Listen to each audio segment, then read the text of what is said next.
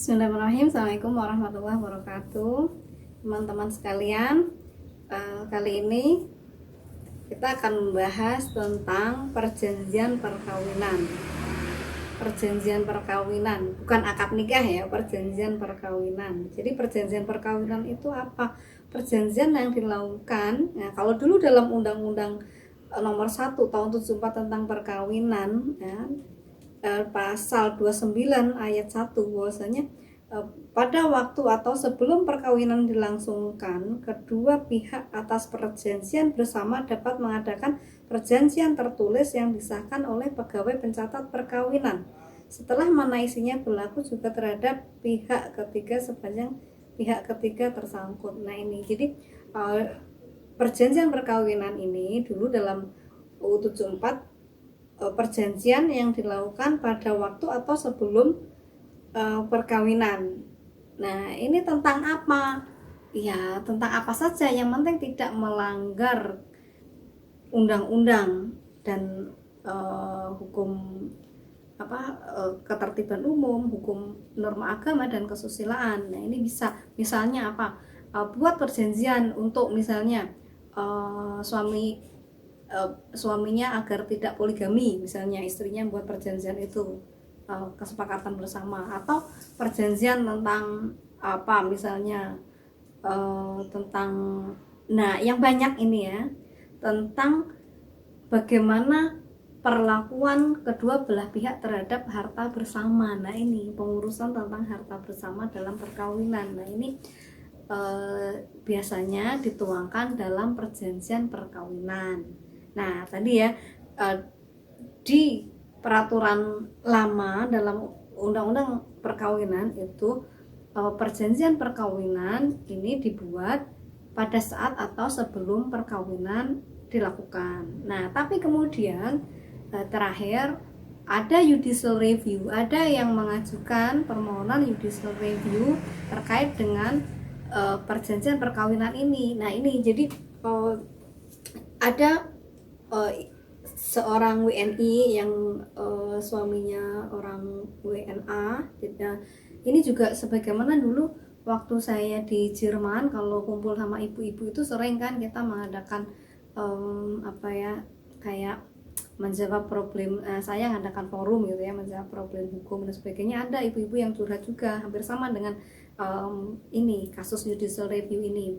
Dia bilang, Mbak, saya di sini kan euro tinggi. Nah, saat itu euro itu sampai 17.000, euro tinggi. Pengennya saya ngirim uang ke Indonesia untuk beli tanah dengan atas nama saya, tapi kan nggak bisa karena saya tidak membuat perjanjian perkawinan dulu. Sudah terlanjur gitu gimana ya, dulu belum ada solusi hukum sehingga ya perjanjian perkawinan itu harus dibuat pada saat atau sebelum perkawinan dilakukan. Bagaimana perjanjiannya ya, ke akta notaris. Nah kemudian nanti dilampirkan dalam pencatatan perkawinan itu, misalnya terkait dengan apa tadi ya.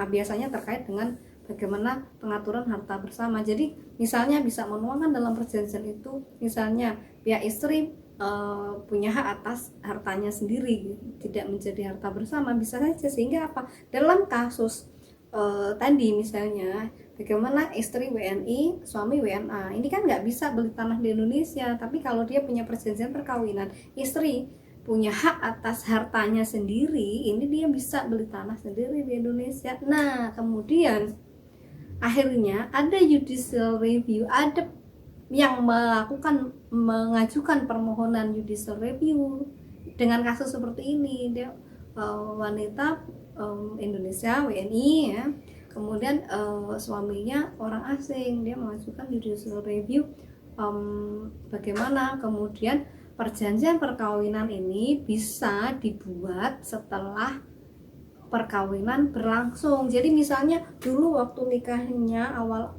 sebelum nikah atau waktu nikah belum membuat perjanjian perkawinan. Nah kemudian dalam perjalanannya baru punya masalah seperti itu, dia harus dan tuntutan hidupnya harus, misalnya tadi dia memiliki hartanya sendiri bukan harta bersama, sehingga misalnya tadi ya, in case orang asing kan nggak bisa beli tanah di Indonesia, bagaimana istri tadi bisa beli tanah di Indonesia. Nah ini Jika kepentingannya menghendaki, dia bisa membuat perjanjian perkawinan setelah perkawinan berlangsung. Jadi sekarang ya, berdasarkan putusan MK itu, sehingga perjanjian perkawinan itu boleh dibuat sebelum atau pada waktu perkawinan atau setelah perkawinan berlangsung. Jadi pada masa perkawinan begini tiba-tiba baru nyadar, wah saya butuh perjanjian perkawinan ini biar saya lebih leluasa untuk mengurus harta saya gitu. Nah itu bisa.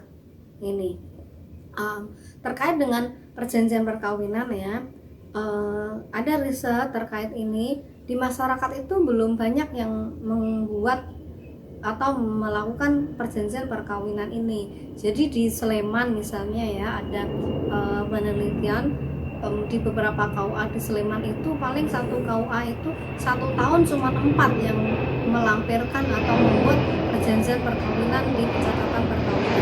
Jadi sedikit sekali, dan orang Indonesia banyak ya di masyarakat itu tidak membuat perjanjian perkawinan. Sehingga apa? Ketika tidak ada perjanjian perkawinan, harta setelah perkawinan menjadi harta bersama. Nah ini makanya kemudian jika Anda perlu membuat perjanjian perkawinan, boleh membuat perjanjian perkawinan pada masa perkawinan, tidak harus dulu sebelum atau pada saat perkawinan, gitu ya. Sekian, assalamualaikum warahmatullahi wabarakatuh.